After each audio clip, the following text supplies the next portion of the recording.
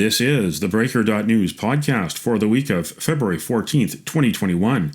I'm Bob Mackin, publisher of theBreaker.news and host of the theBreaker.news podcast. Welcome to edition number 173. Happy Family Day, Happy Valentine's Day, and Happy Lunar New Year of the Ox. Xin Nan Kuai Le, Gong Shi Fa Chai, Gong Hei Fa Choi. The Breaker is your source for news, opinion, and analysis about British Columbia issues, institutions, and influencers. Later, I'll tell you how you can support The Breaker. On this edition, headlines from the Pacific Rim and the Pacific Northwest. The Is It Just Me commentary. I award a virtual Nanaimo bar to a difference maker. And the big deal feature. BC casinos remain closed due to the pandemic, but the Cullen Commission public inquiry into money laundering in BC is going full tilt. Hear former River Rock Casino executive Walter Sue explain how the Richmond Casino used Lunar New Year to attract whale gamblers and how it profited from geopolitics in China, Hong Kong, and Macau. Now, is it just me?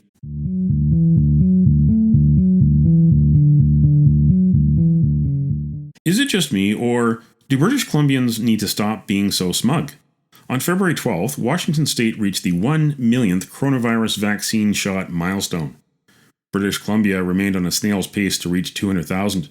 There are more people vaccinated in the Seattle area than in all of BC. King County has half BC's population. There are twice as many vaccinated in Oregon than in all of BC. Oregon's population is 4.8 million compared to BC's 5.2 million. Blame goes to the Trudeau Liberal government in Ottawa, but the Horgan NDP government in Victoria is being too patient and won't say a bad word about Trudeau. Meanwhile, Trudeau Liberal MPs have criticized BC for not adopting the federal contact tracing app and for not using the rapid test kits sent in bulk from the Public Health Agency of Canada.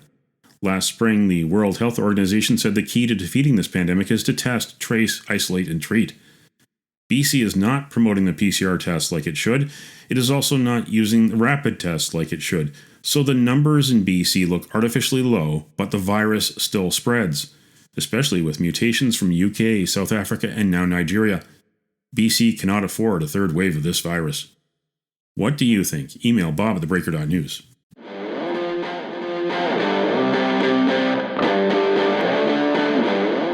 Now it's time on the Breaker.news podcast for Around the Rim. We look at news headlines around the Pacific Rim. In the Apple Daily, Year of the Bull off to a bearish start for factories and their workers without state aid. Migrant workers have been encouraged to spend the new year where they work. Some factories also cut short the holiday season, scheduling a return to work on the 6th or 7th day of the Lunar New Year instead of the usual 15th day. Civil servants and employees at state-owned enterprises must get permission to go home, with some provinces demanding negative COVID-19 tests before people can return.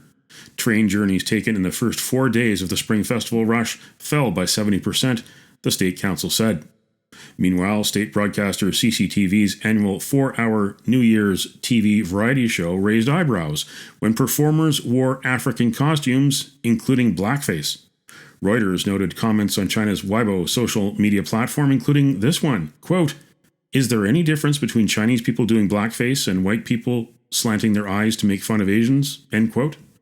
China's foreign ministry claimed inclusion of African culture was a show of respect. In the Japan Times, China's zero-corona policy frustrates Japanese nationals in Beijing. On January 27th, one day before the start of the 40-day Spring Festival travel season, known as the world's biggest human migration period, the Beijing government abruptly announced stricter steps to restrict movement of people to prevent the intrusion of the novel coronavirus. Authorities have prohibited entry to the capital by anyone outside the city without a certificate showing a negative result from a PCR test for the virus that causes the disease, taken within 7 days of their arrival. Measures will remain until March 15th, when the 10-day annual session of the National People's Congress, China's rubber stamp parliament, is expected to end. In ABC News Australia, Victoria coronavirus outbreak likely to grow as Melbourne Airport Terminal 4 listed as exposure site. Authorities said the outbreak started with a family of 3 who stayed in the Holiday Inn after returning from overseas, where they are believed to have become infected. There are now 13 cases linked to the Holiday Inn Melbourne Airport hotel outbreak, and authorities have identified 905 primary close contacts. Authorities suspect that all the Holiday Inn outbreak cases are infected with the UK variant of the virus. That's Around the Rim on this edition of the Breaker.news podcast.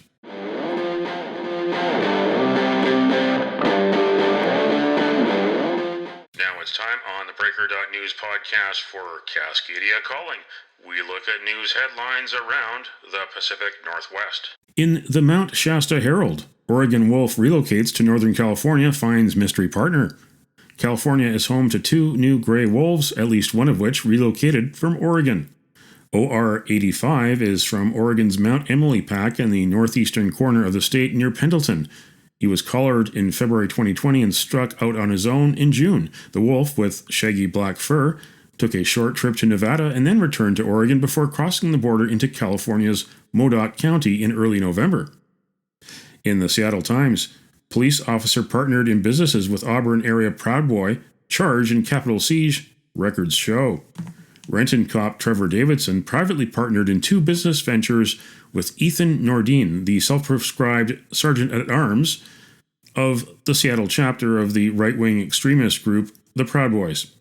Nordine now stands accused of leading an angry mob of Trump supporters at last month's deadly rampage through the U.S. Capitol.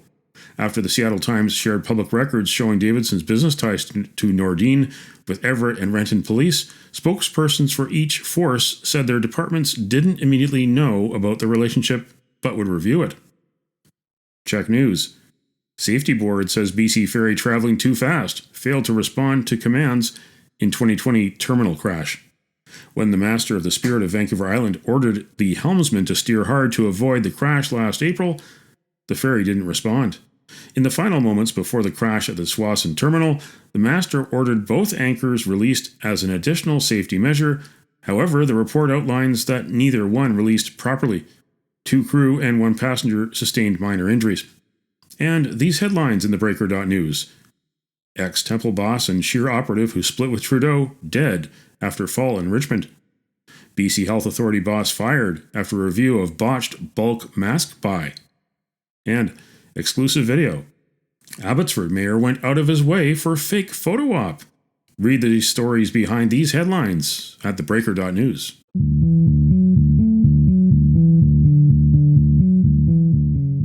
This is the Big Deal feature on the Breaker.news podcast. Last week, the Cullen Commission public inquiry on money laundering in British Columbia heard from several current and former Great Canadian Gaming and BC Lottery Corporation bigwigs.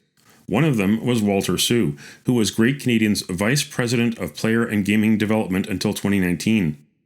Sue started with the company back in 1983 when it operated Vegas-style table games at the Pacific National Exhibition Fair.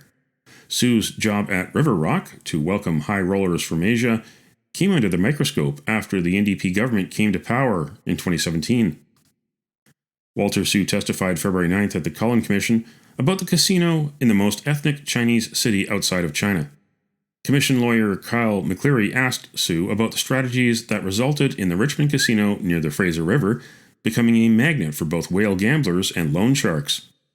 Sue testified that Chinese New Year was key every year to River Rock's success, and then there was that year that it happened the same weekend as the 2010 Winter Olympics opened. The period leading up to the 2010 Vancouver Winter Olympics, and you describe in your affidavit that there were some fairly significant enhancements to the VIP or high limit offerings at the River Rock around that time. Is that right?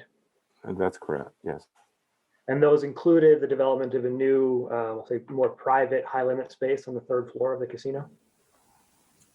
Yes, we rushed to get that prepared and launched in time for the Olympics, for Chinese New Year, which that year was, I'll never forget, Valentine's Day, February 14th. It was a late Chinese New Year that year.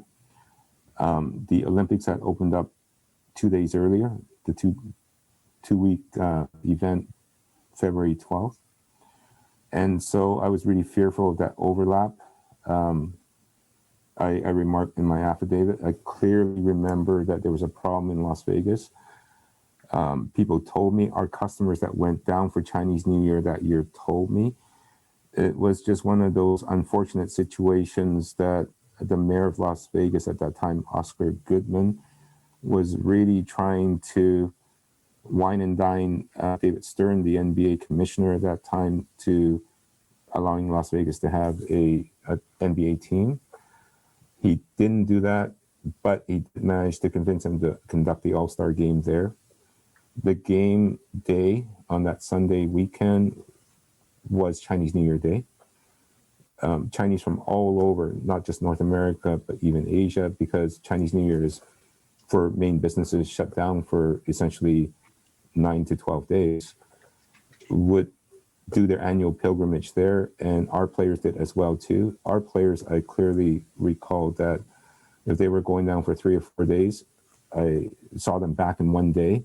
They were traumatized that essentially the crowd that the NBA game attracted, in their words, was a war broke out between East Coast and West Coast rappers. They were in elevators accosting these Asians that were very wealthy that were playing on property, and they vowed never to go to Las Vegas Chinese New Year again. It was a publicity, a PR disaster for Las Vegas. They vowed never to hold the NBA All-Star game there again. It might be a bit dramatic compared to what I was thinking, but at the same time, our hotel was overbooked, and not by Asian people coming back for Chinese New Year. I recall that year, because the Olympic Oval was a speed skating oval, that there was a large contingent of Dutch, a large contingent of Germans that were coming in and partying after the events every day that the events were held. There was a lot of interest for Russians to have Russia House, Heineken House for the Dutch, etc. And it basically was going to be a party zone. And so I had early worries and concern about that. The third floor was a concept that would protect them off the main floor where these party people were primarily going to enjoy themselves during the night. So that was the start of that concept. But a lot of people may not remember in the company that we started going to the third floor in just a small little section the year before, the Chinese New Year before. It was our first kind of dip into the water where we had 2 private rooms, semi-private rooms, and a little configuration of 4 tables. It did all right, but it didn't do the way that we hoped it would. Walter Sue also said River Rock relied on word of mouth on both sides of the Pacific Ocean. Specific to Chinese New Year is because we knew there was a huge cluster of people coming back to repatriate with their families. And so that gave us the storefront for when they left and went back and told their friends who all had status in Vancouver as well too, that would come back throughout the year. They would be our walking advertising boards of saying, hey, I was just in River Rock during Chinese New Year. They've created this product. It's really good. We like it. The next time you go there. And so from a marketing perspective for year round, and also for the height of Chinese New Year, it worked out for us. And it worked out for us every year, I would say from 2010 to 2014. In July 2015, $13.5 million in $20 bills was bet at River Rock, but Walter Sue said the BC government's stubborn insistence on cash for so many years was a barrier to River Rock's ambitions. By 2010, the world had morphed into cashless, much more cashless, as the smartphone was being developed. You can see that other solutions, payment solutions that was non-cash, and yet for us, it was still only cash. So there was a concern that I felt, not reputational, but image-wise, that it didn't fare well for us. There was no other casinos that I can think of in the world, but especially in North America, that would only accept cash. And so it was becoming a very big concern for us that as the business got a lot larger, again, not only the cash coming in, from my perspective, as people see the cash coming in, I guess because of my development background, I was seeing what cash was not bringing in.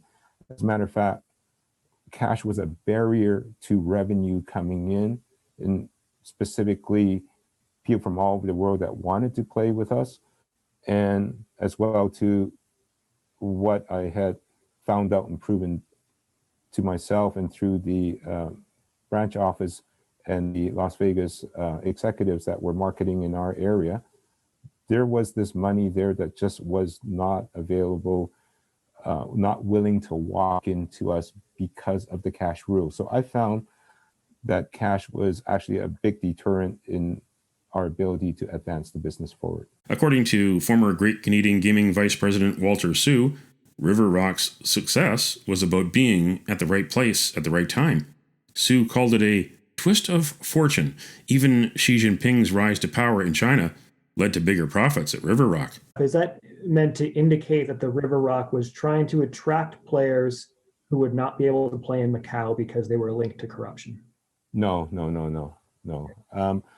What this was rationale to explain, 2014, as I said again, was a year where our business really peaked.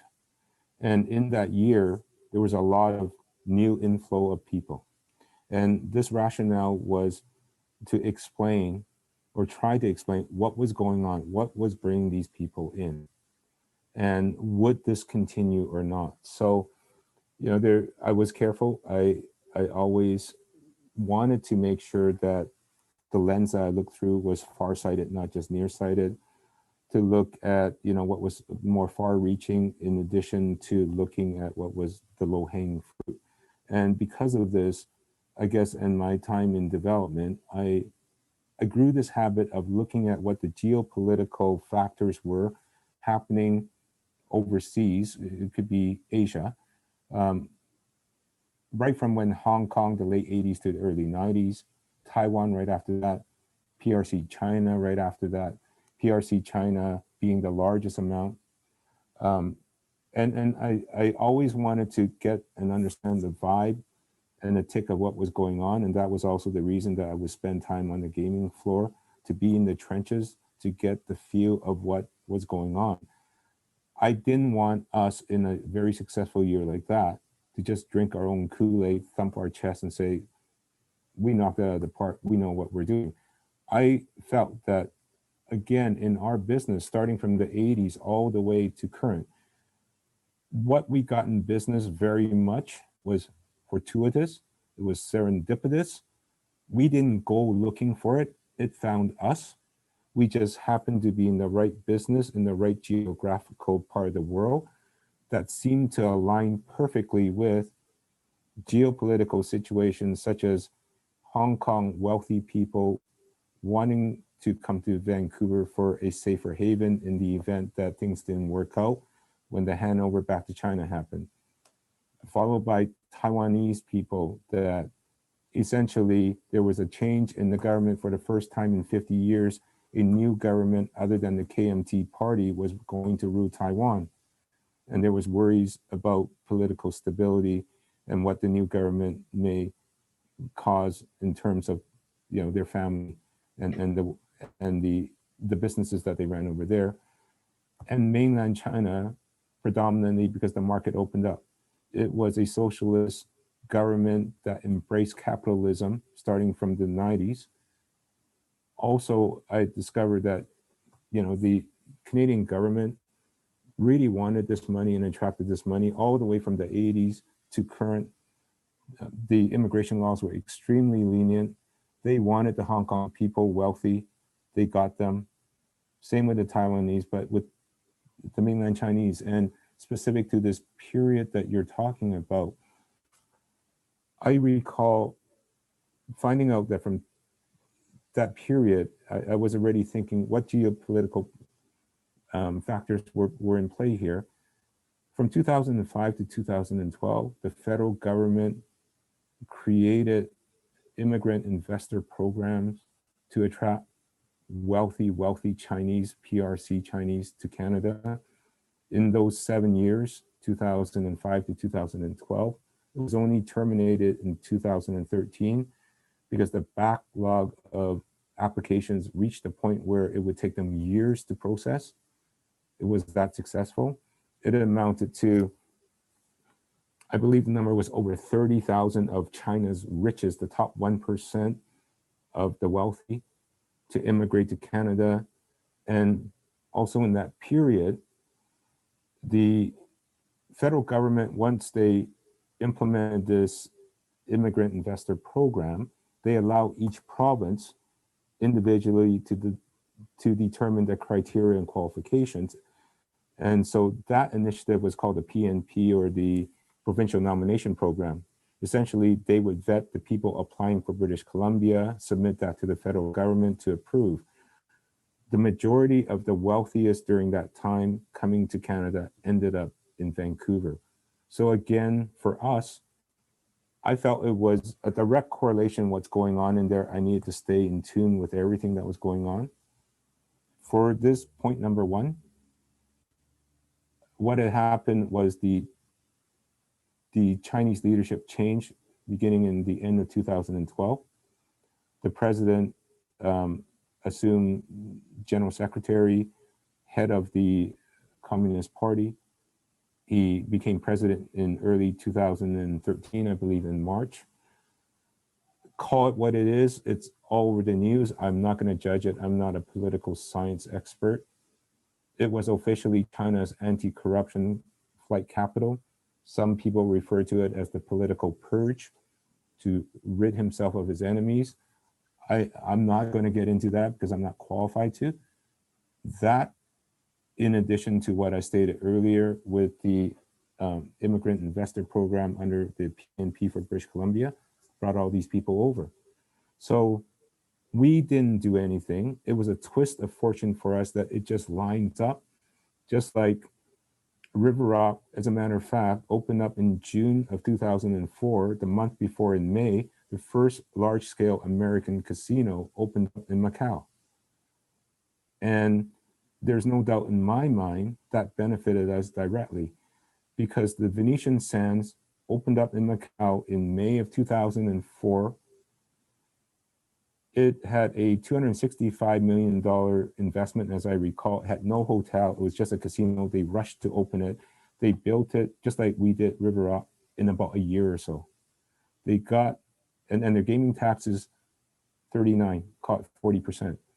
They got their full investment back in 9 months. They were not prepared for that.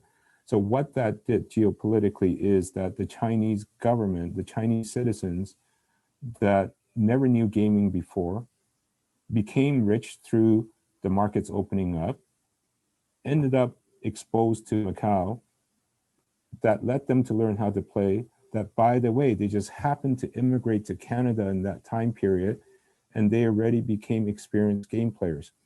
And there was a lot of magic like that happened that benefited us.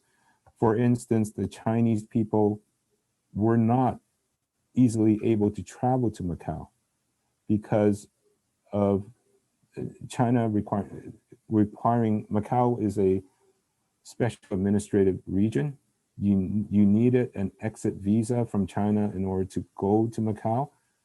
A lot of people aren't aware of this, but there's two visas that the Chinese need, an exit visa and then Canada or Macau to issue them an entry visa. But in another twist of fate, what happened was SARS happened in 2002. The people of Macau, the people of Hong Kong particularly, blamed the Chinese government for covering that up, and that SARS was hitting southern China and affecting them. The Chinese government, as part of the damage control, allowed the borders to be open from China to Macau, China to Hong Kong, to repair any sort of damages done by that period. And when that border opened, the Chinese people gushed into Macau. And again, the Chinese people immigrated to Vancouver, now ready, stocked, and prepared to play. And for years, overlapping from 2005 to 2012, these people just kept flowing in. They just, it may sound crude, but they just washed up on shore. That was Walter Sue testifying at the Cullen Commission on February 9th. The Cullen Commission continues. Go to cullencommission.ca for the online hearing schedule. We're all in this together, and we've got to brave this stormy weather. You can count on us, woo your neighbor.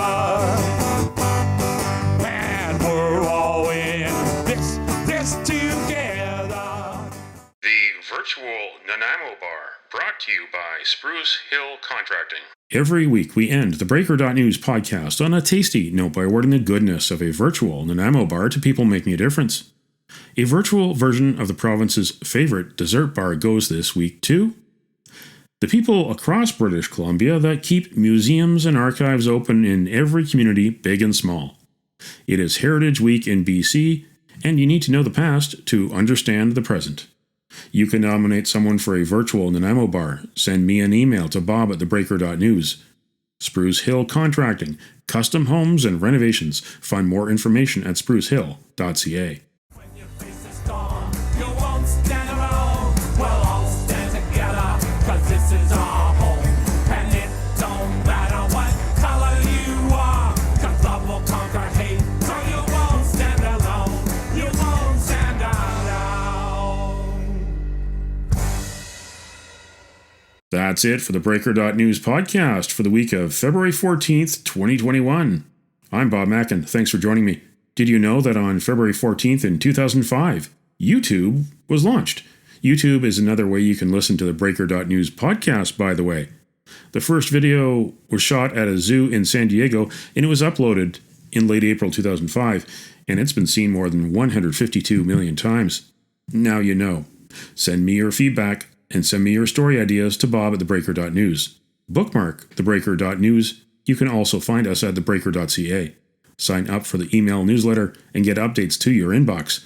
For news as it happens, follow The Breaker News on Twitter and visit theBreaker.news on Facebook. You can support The Breaker for as little as $2 a month. For more information, go to patreon.com/thebreakernews. That's patreon.com/thebreakernews. Until next week.